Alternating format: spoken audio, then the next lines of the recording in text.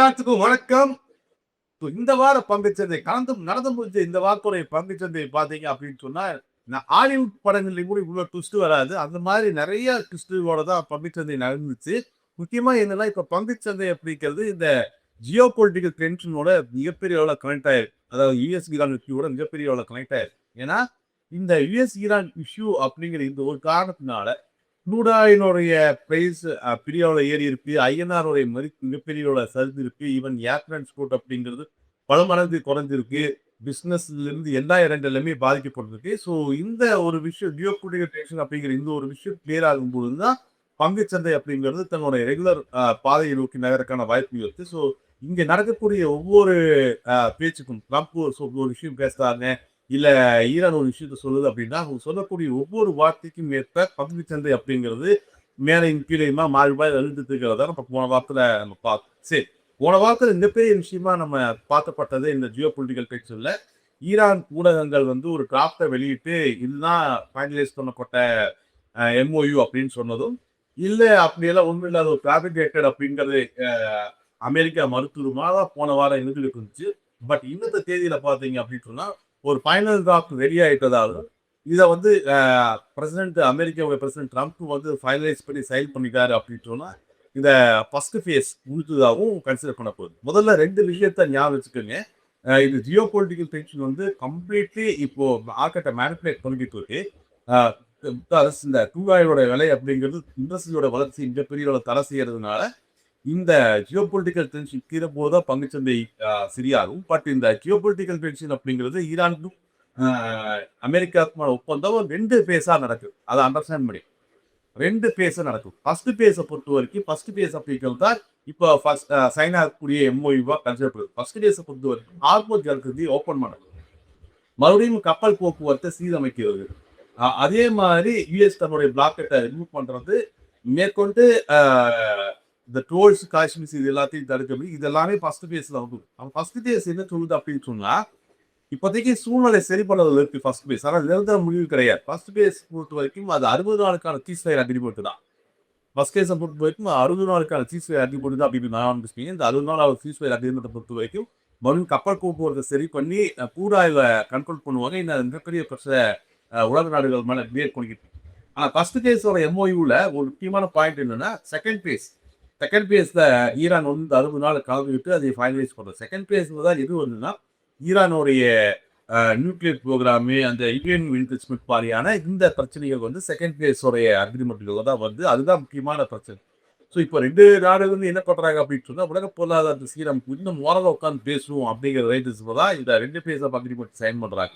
So first பேஸோட agreement sign ஆகி MoU sign ஆயிடுச்சுனாலே பங்குச்சந்தை ஒரு சீரான நிலைப்பாட்டுக்கு போயிடும். ஆனால் மிகப்பெரிய அளவில் ஒரு பூதாகரமான ஒரு வேலையை அது கிரியேட் பண்ணுமா அப்படின்னு சொன்னா second phase of agreement sign பண்ணி இது ஒரு நிரந்தர தீர்வு கிடைக்குது அப்படின்னா தான் இது பாசிபிள். இது ஒரு முக்கியமான விஷயம். அடுத்த வார பங்குச்சந்தையில நம்ம கவனம் செலுத்த வேண்டியது. அடுத்த வார பங்குச்சந்தை பேசுவோம் எம்ஓயு எப்போ சைன் பண்ணுறாங்க, அதுக்கான டேட் என்ன அப்படிங்கிற ஒரு தான் இருக்கு. சரி, ரெண்டாவது முக்கியமான விஷயம் இந்த இந்திய பங்குச்சந்தையில பாதிக்கக்கூடியது நம்ம பார்க்க வேண்டிய விஷயம் அப்படின்னு எடுத்துட்டோம்னா, ரெண்டாவது பாயிண்ட் அப்படிங்கிறது யுஎஸ் ஒரு டீம் இந்தியாவுக்கு வர்றாங்க. ஜூன் 1 ஜூன் 4 வரைக்கும் இந்தியா கூட பேச்சுவார்த்தை நடக்கிறாங்க. இந்த பேச்சுவார்த்தை அப்படிங்கிறது அந்த பைலேட்டரல் அக்ரிமெண்ட், அதாவது இந்த டேரிஃப் இஷ்யூவை பத்தின ஒரு பேச்சுவார்த்தை, அதுக்கான அக்ரிமெண்ட்டுக்கான பேப்பருக்கு டிசைன் பண்றதுக்கான ஒரு பேச்சுவார்த்தை. நம்மளுக்கு எல்லாருக்குமே தெரியும், ட்ரம்ப் டேரிஃப் இஷ்யூவை கிரியேட் பண்ணாரு. அப்புறம் யுஎஸ் உடைய கோர்ட் அது இல்லீகல் அப்படின்னு அப்புறம் அது ட்ரம்ப் 301 செக்ஷன்ஸ்ல இன்வெஸ்டிகேஷன் காட்டி அதை லீகலைஸா பண்றதுக்கான எல்லா ஏற்பாடுகளும் பண்ணிட்டு இருக்கேன். ஒன்ஸ் இந்த ஜியோ பொலிட்டிக்கல் டென்ஷன் தீர்ந்துச்சுன்னா ட்ரம்ப்போட முழு கவனமும் மறுபடியும் இந்த டேரிஃப் நோக்கி நகர்றதுக்கான வாய்ப்புகள் இருக்கு. அப்போ அதுக்கு முன்னாடி நம்ம யுஎஸ் ஒரு ட்ரேட் அக்ரிமெண்ட் சைன் பண்றது அப்படிங்கிறது ரொம்ப முக்கியமான விஷயமா பார்க்கப்படுது. ஸோ இந்த வாரத்தை பொறுத்த வரைக்கும், ரெண்டாவது வாரத்தை பொறுத்த வரைக்கும் ஜூன் 1 வரைக்கும் அதுக்கான பேச்சுவார்த்தைக்காக யுஎஸோட டீம் இந்தியாவுக்கு வருது. ஆல்ரெடி நம்ம போன மாசம் நம்மளோட டீம் வாஷிங்டன் டிசி போயிருந்தது நமக்கு தெரியும்.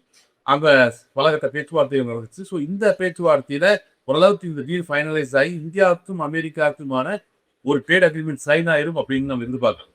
நார்மலா என்ன ப்ராப்ளம் அப்படின்னு சொன்னா, யுஎஸ் தன்னுடைய agriculture product, dairy product Indian markets எதிர்பார்த்துருக்கு. நம்மளும் டெக்ஸ்டைல் ப்ராடக்ட்ஸ் இதுக்கு எல்லாத்துக்கும் யுஎஸ் மார்க்கெட் எதிர்பார்த்துட்டு இருக்கோம். பட் அக்ரிகல்ச்சர் ப்ராடக்ட்ஸ், யுஎஸோட அக்ரிகல்ச்சர் ப்ராடக்ட்ஸ் இந்தியன் மார்க்கெட்ல அலோட் பண்றது இல்லை. கவர்மெண்ட்டுக்கும் சரி, விவசாயிகளுக்கும் சரி, ஏன் மக்களுக்குமே சரி ஒரு மிகப்பெரிய அளவுல ஒரு அதிருப்தி இருக்கு. ஸோ அதனால தான் இந்த டிலே அப்படிங்கிறது நடந்துட்டு இருக்கு. ஸோ இதுக்கான அக்ரீமெண்ட்ஸ் என்ன, இதுக்கான பேச்சுவார்த்தைகள் என்ன அப்படிங்கிறத அ இந்த 4 நாள் ஓரளவு ஃபைனலைஸ் ஆயிரும்னு எதிர்பார்க்குறாங்க. ஸோ இந்த விஷயத்தையும் நம்ம அடுத்த வார மார்க்கெட்ல நம்ம பார்க்கலாம். இது ஜியோ பொலிட்டிக்கல் ஃபிக்ஷன், யுஎஸ் இந்தியாக்கான பேச்சுவார்த்தை. இது போக 3வது மிகப்பெரிய இஷ்யூவா பங்குச்சந்தை இருக்கிறது அப்படிங்கிறது HDFC உடைய ஸ்டாக்ஸ். ஏன் அப்படின்னு சொன்னா, HDFC வந்து இந்தியன் பங்குச்சந்தையில ஒரு மிகப்பெரிய வெயிட்டேஜ் இருக்கக்கூடிய ஒரு கம்பெனியோடைய ஸ்டாக் அது.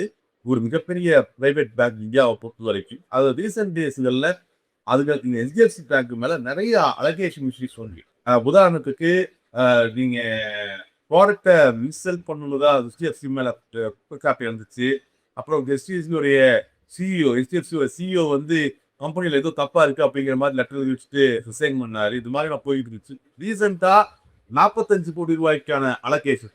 45 கோடி ரூபாய் அப்படிங்கிறது ஒரு சின்ன அமௌண்டா தெரியுது இல்லையா? கிட்டத்தட்ட HDFCயோட சைஸு, அவங்களுடைய ஓவரால் மேனேஜ் பண்ணக்கூடிய பணம் இதெல்லாம் பார்க்கும்போது 45 கோடி ரூபாய் சின்னது. ஆனால் இதுதான் இந்த அலகேஷனுக்காக ஏன் HDFC இப்படி ரியாக்ட் பண்றாங்க அப்படின்னு நம்ம பார்த்தோம் அப்படின்னு சொன்னா, இந்த 45 கோடி ரூபாய் எப்படி அதாவது ரொம்ப சிம்பிள்ங்க. நார்மலா ஒரு பிரைவேட் பேங்கோ எந்த ஒரு பேங்க்குமே எப்போ ஸ்ட்ராங்கான பேங்கா மாறுது அப்படின்னு சொன்னா, நிறைய டெபாசிட்களை ஈர்க்கும் பொழுது தான். நிறைய டெபாசிட்களை ஈர்க்கும் பொழுது தான் நிறைய லோனு கொடுக்க முடியும். அதோட வளர்ச்சி எல்லாமே அதை சார்ந்துதான் இருக்கு. அப்போ நிறைய டெபாசிட்களை ஈர்க்கிறது அப்படிங்கிறது ஒரு பேங்கோட அடிப்படை கடமையா இருக்கு. இப்போ HDFC என்ன பண்ணுது, மகாராஷ்டிராவுடைய ட்ரேட்ஸ் கார்பரேஷன் கிட்ட நிறைய பணம் இருக்கு. அவங்க ஒரு ட்ரேட்ஸ் டிரான்ஸ்போர்ட் கார்பரேஷன். ஸோ அவங்ககிட்ட நிறைய பணம் இருக்கு. இந்த டெபாசிட்டை ஈர்க்கிறாங்க. இந்த மகாராஷ்டிராவுடைய ஸ்டேட் டிரான்ஸ்போர்ட் கார்பரேஷன் வந்து HDFC பேங்க்ல அவங்களோட பணத்தை டெபாசிட் பண்றாங்க.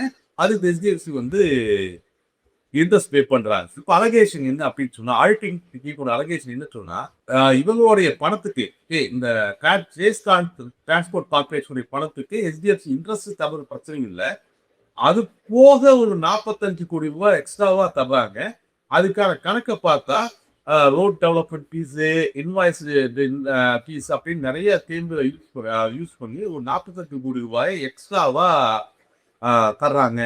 இதுல என்னது, பணத்தை தரதான செய்யறாங்க, இதுல என்ன அலகேஷன்ஸ் அப்படின்னு நீங்க யோசிச்சீங்க அப்படின்னு சொன்னா, இவங்க வைக்கக்கூடிய அலகேஷன்னா ஸ்டேட் டிரான்ஸ்போர்ட் கார்பரேஷன் மிகப்பெரிய தொகை இருக்கு. அந்த தொகையை தன்னுடைய பேங்கோட டெபாசிட்டுக்கு ஈர்க்கிறதுக்காக RBI பிக்ஸ் பண்ண இன்ட்ரெஸ்ட் ரேட்டை காட்டிலும் அதிகமா தரேன் அப்படின்னு அவங்க ஈர்த்திருக்கலாம்.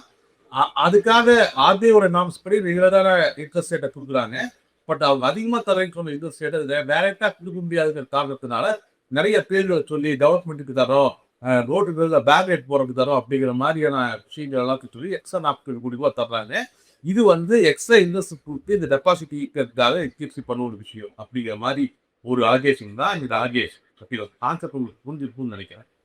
பட் வந்து பேங்கிங் சைடில் பேசும்போது விவசாயத்தில் தான் அப்படிங்கிற மாதிரி சொல்றாங்க. பட் இது ஒரு மிகப்பெரிய ரூல்ஸ் மேனிப்புலேஷனா பார்க்கப்படுது. இது பத்தின ஒரு விஷயம் HDFC பொறுத்த வரைக்கும் ஆல்ரெடி டினை பண்ணியிருக்கு. நாங்கள் அந்த மாதிரி எல்லாம் எக்ஸ்ட்ரா இன்ட்ரெஸ்டா 40 கோடி ரூபாய் தெரியல. உண்மையாலுமே ரோட்டுக்கு உள்ள பேரிகேட் வைக்கிறதுமே மற்ற டெவலப்மெண்ட்டுக்காக தான் அதை தந்தோம் அப்படிங்கிற மாதிரி சொல்றாங்க. ஸோ உண்மையாலுமே இது எக்ஸ்ட்ரா இன்ட்ரெஸ்ட் கொடுத்து இந்த டெபாசிட்டை ஈர்த்திருக்காங்களா, RBI சொன்ன இன்ட்ரெஸ்ட் ரேட்டை காட்டு அதிகமாக இன்ட்ரெஸ்ட் கொடுத்து ஈர்த்திருக்காங்களா, இல்லை டெவலப்மெண்ட்டுக்காக 40 கோடி ரூபாயை கூட்டுறாங்களா, இட்ஸ் அட்வர்டைஸ்மெண்ட் காஸ்டா என்ன எழுதுங்கிறத போக தான் நம்ம நாட்டு தெரிஞ்சுக்க முடியும். ஆனால் இண்டஸ்ட்ரியில ஒரு மிகப்பெரிய ஹெவி வெயிட் அப்படிங்கிறதுனால இதில் பார்க்க முடியும்.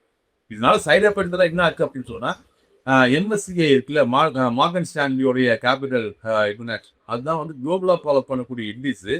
ஸோ அதை ரீசப்ளிக் பண்ணும்போது வெயிட்டேஜ் கம்மியாச்சு. ஸோ இதனால நீங்க வெள்ளிக்கிழமை மார்க்கெட்ல பாத்தீங்க அப்படின்னு சொன்னா ஒரு டீப்பான பால் இருந்துச்சு. அது வந்து ரீபேலன்ஸுடைய அந்த பால் தான். ஏன்னா புதுசால இந்த குளோபல் இண்டெக்ஸ்ல அதை புது ஸ்டாக்குகளை ஆட் பண்ணிட்டு பழைய ஸ்டாக்குகளை வெளியே இருக்கும்போது அந்த இண்டெக்ஸோட வெயிட்டேஜ் மாற்றுறது அதை அட்ஜஸ்ட் பண்ணுறதுக்காக இருக்கும். இந்த மாதிரி நிறைய விஷயங்கள் வந்து இந்த HDFC சுற்றி நடந்துட்டு இருக்கு. நிறைய இன்ஸ்டிடியூஷன்ஸும் போயிட்டு இருக்கிறத நம்ம பார்க்கணும். இதுவுமே இந்த வாக்கு நம்ம பார்க்கக்கூடிய விஷயம். இது எல்லாத்தையும் தாண்டி இந்த வார பங்கு சந்தையில நீங்க கவனிக்க வேண்டிய இன்னொரு முக்கியமான விஷயம், 5ஆம் தேதி RBI உடைய ரேட் டிசிஷன் மீட்டிங் இருக்கு. அன்னைக்கே தான் இந்தியாவுடைய ஜிடிபியும் வருது. இப்ப இருக்கக்கூடிய சூழ்நிலை பொறுத்த வரைக்கும் ரேட் ஹைக் இருக்குமா அப்படிங்கிற சந்தேகம் தான். ஏன்னா இன்ஃபிளேஷனுக்கு RBI உடைய ஒரு கட்டுப்பாட்டில் தான் இருக்கிறதா இப்போ வரைக்குமே கருதப்படுது. ஸோ பெரிய ரேட் ஹைக் இருக்கிறதுக்கான பாசிபிள் இல்லை. அதே நேரத்தில் ரேட் கட்டும் இல்லாமல் ரேட்டை மெயின்டைன் பண்ணலாமா அப்படிங்கிற ஒரு ஒரு தாக்கு தான் வந்து இப்போதைக்கு அதிகமாக இருக்கு. பட் அதெல்லாம் காட்டி ரேட் ஹைக் பண்ணுறாங்களா கட் பண்ணுறாங்க. ரேட்டு ஹைக் பண்ணிட்டாங்க அப்படின்னு சொன்னால் அது பங்குச்சந்தைக்கு மிகப்பெரிய பேட் நியூஸாக பார்க்கப்படும். கட் பண்ணாங்கன்னா அது பாசிட்டிவ் நியூஸாக பார்க்கப்படும். பட் ரெண்டுமே நடக்கிறதுக்கான வாய்ப்புகள் அப்படிங்கிறது ரொம்ப கம்மியாக இருக்கு. 90% ரேட் அப்படியே மெயின்டைன் பண்ணுறதுக்கான வாய்ப்புகள் தான் இருக்கு. பட் அதை தாண்டி ஆர்பிஐ கவர்னர் என்ன பேசுறாருங்கிறது தான் முக்கியம். ஏன்னா ஒரு பக்கம் ஃபுட் இன்ஃப்ளேஷன் சொல்லிட்டு க்ரூட் ஆயில்னால பாதிக்கப்படுது. இண்டஸ்ட்ரியல் மேனுஃபேக்சரிங் சைடு இன்ஃப்ளேஷன்ஸ் பாதிக்கப்படுது. ஆல்ரெடி ஹோல்சேல் இண்டஸ்ட்ரீஸோடைய இன்ஃப்ளேஷன்ஸுமே மிகப்பெரிய ஹைக்காக நம்ம பார்க்கணும். ஸோ இதெல்லாம் தாண்டி இதை பற்றி ஆர்பிஐ கவர்னருடைய கருத்து என்ன அப்படிங்கிறத நம்ம உன்னிப்பாக கவனிக்க வேண்டிய கட்டாயம் அந்த மீட்டிங்கில் இருக்கு. ரெண்டாவது அன்னைக்கு ஜிடிபியும் அன்னைக்கு சாயங்காலமே வரும். இதெல்லாம் இந்த வார பங்கு சந்தைகள் மிகப்பெரிய தாக்கத்தை ஏற்படுத்தக்கூடிய ஒரு விஷயமா தான் இருக்கு. பட் ஃபண்டமெண்டலா இந்தியா ஸ்ட்ராங்கா இருக்கா அப்படின்னு சொன்னா ஃபண்டமெண்டலா நம்ம இன்னும் ஸ்ட்ராங்கா தான் இருக்கும். அதெல்லாம் எந்த ஒரு ப்ராப்ளம் இல்லை. ஒரு நார்மலான ஒரு க்ரோத் அப்படிங்கிறது இந்தியாவில் தொடர்ந்து இருக்கு தான் இருக்கு. ஃபண்டமெண்டலா இந்தியன் மார்க்கெட் ஸ்ட்ராங்கா. இதெல்லாம் வந்து ஒரு டெம்பரரி இஷ்யூ. இப்போ நல்லா இருக்கக்கூடிய உடம்புல அடிக்கடி காய்ச்சல் ஒரு சளி வரும்ல. இப்போ காசு வந்துச்சுன்னா அடிக்கடியும் ஒரு எல்லாமே பிடிச்சி போச்சு நம்ம பேச மாட்டோம்ல. அந்த மாதிரி பப்ளிக் சந்தைக்கு ஒரு காய்ச்சல் இருக்குது, ஒரு சளி இது. பட் லாங் டேம் பார்க்கும்பொழுது ஃபண்டமெண்டல் ஸ்ட்ராங்கா தான் இருக்கு. அது எந்த விதமான குழப்பமும் இல்லை. ஷார்ட் டேம்ல அதுவும் அடுத்த வாரத்தை பொறுத்த வரைக்கும் இந்த Jio political tension Iran US உடைய எம்ஓஇ சைன் ஆகிறது. யூஎஸ் உடைய டீம் இந்தியாவில் டேரிஃப் பத்தி என்ன பேசுறாங்க, பைலட் எப்படி சைன் ஆகுது அப்படிங்கிறது, HDFC நடக்கக்கூடிய விஷயங்கள், ஆர்பிஐ மீட்டிங், இது எல்லாமே பங்கு சந்தைகள் அடுத்த வாரம் முக்கியமாக பாதிக்கக்கூடிய விஷயங்களா இருக்கும். ஸோ அதை கேர்ஃபுல்லாக பாருங்க. மற்ற விஷயங்கள் நம்ம கேட்கலாம் அடுத்த வீடியோஸ். தேங்க்யூ.